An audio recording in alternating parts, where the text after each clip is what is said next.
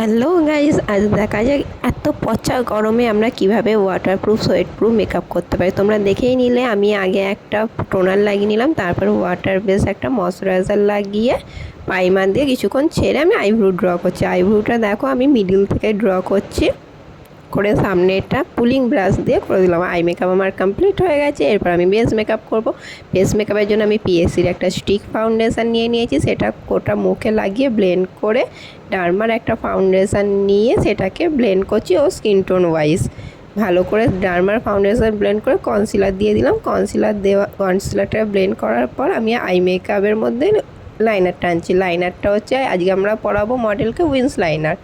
Wins লাইনারটা আমি খুব easy টেকনিকে পরিয়েছি। তারপর ব্লাশার লাগিয়ে নিয়েছি। ব্লাশার লাগিয়ে নিয়ে কন্ট্রোল হালকা একদম কন্ট্রোল করেছি। অতটা আমার মনে হয়নি, মানে দেখে মনে হচ্ছে না যে হচ্ছে কন্ট্রোল করার দরকার আছে, সেই জন্য আমি একদম হালকা কন্ট্রোল করেছি। কন্ট্রোল করার পর হাইলাইটার দিয়ে দিচ্ছি। হাইলাইটারটা আমার সিভানার ছিল, খুব গ্লসি হাইলাইটার। তোমাদের আমার মেকআপ কেমন লাগলো? যদি ভালো লাগে লাইক শেয়ার কমেন্ট করে দিও। দেখো আমাদের ওয়াটারপ্রুফ বেস তৈরি হয়ে গেল। তোমরাই দেখো রেজাল্ট। Thanks for watching.